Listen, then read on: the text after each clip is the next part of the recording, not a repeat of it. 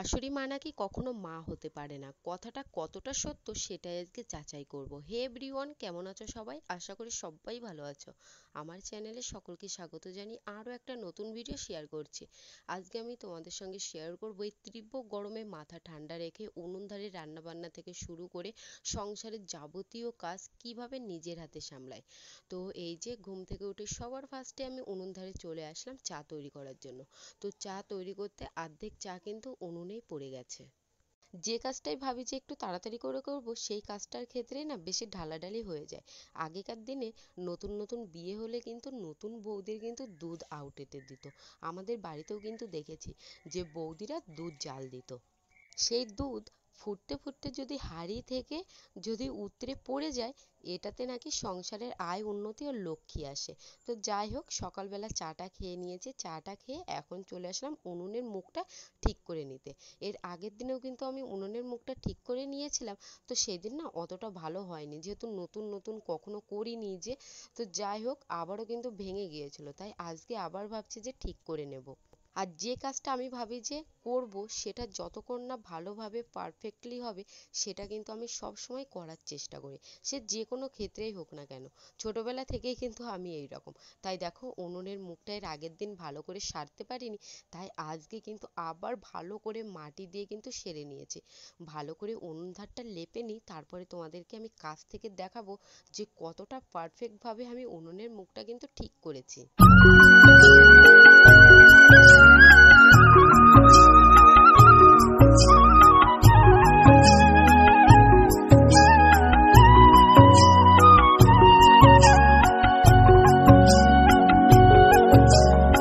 আমাদের এইখানে কিন্তু প্রচণ্ড গরম পড়েছে, সেই সকালবেলা থেকে গরম স্টার্ট হয়।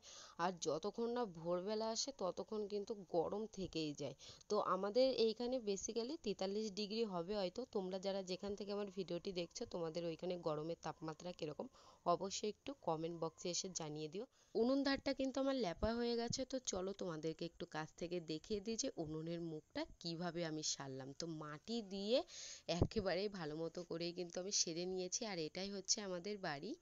আজকেও না রোদ্দুরের তাপটা কিন্তু খুব বেশি। তো যাই হোক, আমাদের ঘরের সামনে রয়েছে একটা ছোট্ট করে রান্নাঘর, আর রান্নাঘরের সাথেই কিন্তু একচালা।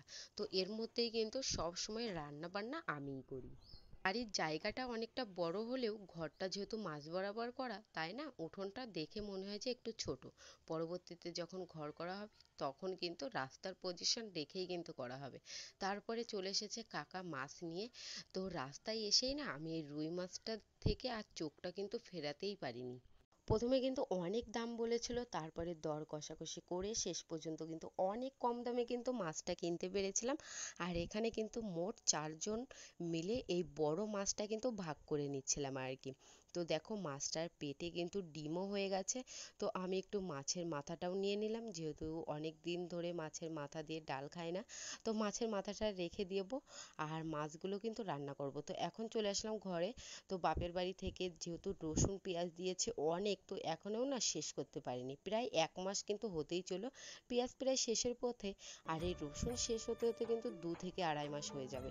তাই রসুনগুলোকে কিন্তু আবার একটু রোদ্দুরে দিয়ে দিয়েছি, না হলে কিন্তু নষ্ট হয়ে যাবে পরবর্তীতে।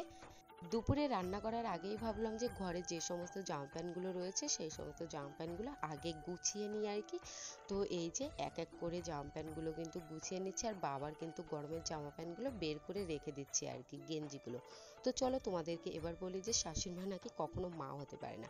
যে যেরকম মাইন্ডে নেবে, তার ক্ষেত্রে কিন্তু সেইভাবেই কিন্তু গড়ে উঠবে সমস্ত পরিবেশগুলো।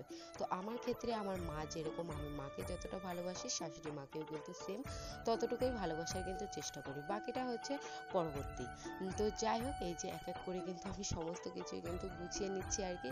তো বিয়ের পরে যেহেতু সবসময় মা বাবা তো আসতে পারে না, তো বিয়ের পরে কিন্তু মেয়েদেরকে সেই শ্বশুর বাড়িই কিন্তু মানিয়ে নিতে হয়। শ্বশুর বাড়ি যেরকমই হোক না কেন, মানুষজনই যেরকমই হোক না কেন, সমস্ত পরিবেশের সঙ্গেই কিন্তু মানিয়ে গুছিয়ে নিতে হয়। জামা প্যান্টগুলো গোছাতে গোছাতে অনেকটাই কিন্তু লেট বা সময় কিন্তু আমার পার হয়ে গেছে। এখনো কিন্তু দুপুরের রান্না বান্না বাকি রয়েছে, উনুন ধারে যেহেতু বসে করব। তাই আগে থেকে করে নেওয়াটাই ভালো। তো 3 টুকরো মাছ আমি সব থেকে বড় বড় করে কেটে নিয়েছি 3জন স্পেশাল মানুষের জন্য। তোমরা অনেকেই হয়তো ভাবছো যে 3জন স্পেশাল মানুষ কারা কারা। তো সেই 3জন হচ্ছে আমারই ফ্যামিলির সদস্য মেম্বার, মানে হচ্ছে তোমাদের দাদা ভাই, আমার শ্বশুর মশাই আর আমার শাশুড়ি মা। তো যাই হোক, মাছে আমি লবণ আর হলুদ বেশ ভালো করে কিন্তু মাখিয়ে নিলাম। আর এই রুই মাছটা আমি আমার পছন্দসই মতোই কিন্তু রান্না করে নেব। আমার যেরকম ভাবে ভালো লাগে সেই মতেই কিন্তু রান্না বান্নাটা সেরে নেব। কারোর কাছ থেকেই কিন্তু শুনবো না কিভাবে রান্না বান্না করব। তো নিজের মন মতো ভাবেই কিন্তু রান্নাটা করে নেব। মাছগুলোকে লবণ আর হলুদ মাখিয়ে বেশ কিছুক্ষণ রেখে দিয়েছিলাম, যেহেতু অনেক বড় করেই কিন্তু মাছের টুকরো করেছিলাম, 3 টুকরো আর কি। তো বেশ তেলটা ভালোভাবে গরম করে এক এক করে কিন্তু মাছগুলো দিয়ে দিলাম। তো চলো মাছ ভাজতে ভাজতে তোমাদেরকে একটা গল্প শেয়ার করি। যখন আমার নতুন নতুন বিয়ে হয় তখন কিন্তু শাশুড়ি মা আমাকে মাছ ভাজতে দিয়েছিল, ছোট মাছ আর কি। তো যাই হোক, সেই মাছ ভাজতে ভাজতে এত পরিমাণে মাছগুলো পুড়িয়ে ফেলেছিলাম, আর মাছ ভাজতে ভাজতে কিন্তু মাছগুলো পুরো ঘেটে আমি করে ফেলেছিলাম। কি করব, ভয়ে যাতে কেউ না দেখে, তাই মাছগুলো তাড়াতাড়ি করে তুলে নিয়ে ওভেনের নিচে কিন্তু লুকিয়ে রেখে দিয়েছিলাম। পরবর্তীতে শাশুড়িমা এসে জানতে চায় যে মাছগুলো কিরকম ভাবে ভেজে নিয়েছি, তারপরে দেখে যে মাছগুলো ভেঙে গিয়েছিল। দেখার পরে সে আর এক কি কাণ্ড। তোমরা হয়তো ভাবছো যে বকা দিয়েছিল, না না, বকা টাকা কিছুই দেয়নি। তো বলেছিল যে পরবর্তীতে ঠিক হয়ে যাবে। তো দেখো, তোমাদের সঙ্গে গল্প করতে করতে কিন্তু আমার মাছের ঝোলটাও কিন্তু কমপ্লিট হয়ে গেছে। আজকে আমি মাছের ঝোলে কিন্তু কোনো রকমেরই লঙ্কার গুঁড়ো অ্যাড করিনি, একেবারে কাঁচা লঙ্কা, জিরের গুঁড়ো আর আদা বাটা দিয়েই কিন্তু মাছের ঝোলটা রান্না করে নিয়েছিলাম, আলু দিয়ে আর কি। তো দেখো, ডিমও ছিল, যেহেতু পুরো ডিমগুলোই ভেঙে গেছে, 2-1টা ডিম আস্ত ছিল, পুরো তরকারি ডিম ডিম হয়ে গেছে আর কি। তো এখন হচ্ছে মাছগুলো আস্তে আস্তে করে নামিয়ে নেব যাতে না ভাঙে। তারপরে ঝোল আর আলুগুলো কিন্তু পরবর্তীতে গামলার মধ্যে ঢেলে নেব। শুধু কিন্তু মাছের ঝোল রান্না করিনি, কারণ একটা তরকারি রান্না করলে কিন্তু দুবেলা হবে না। তাই সজনের ডাঁটা দিয়ে আমি সর্ষে বাটা করেছিলাম, যেটা খেতে একেবারেই ভালো হয়নি। তো মাছের ঝোলটা সব থেকে বেশি ভালো হয়েছিল, আর সকলেই খেয়ে কিন্তু খুবই ভালো বলেছিল। কেউ যদি আমার রান্না খেয়ে যদি প্রশংসা করে, রান্না করার প্রতি কিন্তু আমার আগ্রহটা আরও দ্বিগুণ বেড়ে যায়। এখন হচ্ছে রাতের বেলা, তাই চালতার আচার তৈরি করে নিচ্ছি উনুন ধারে বসে। মা হচ্ছে উনুনে জাল দিচ্ছে আর আমি একটু খুন্তি দিয়ে নাড়াচাড়া করে নিচ্ছি।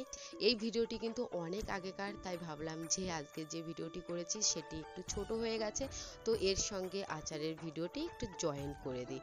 তো যাই হোক, চালতার আচার করতে করতে কিন্তু চালতাটা একটু খেয়েও দেখেছিলাম যে সেরকম মিষ্টি হয়নি, তাই পরবর্তীতে কিন্তু এর মধ্যে আরও কিছুটা মা কিন্তু চিনি অ্যাড করে দিয়েছিল।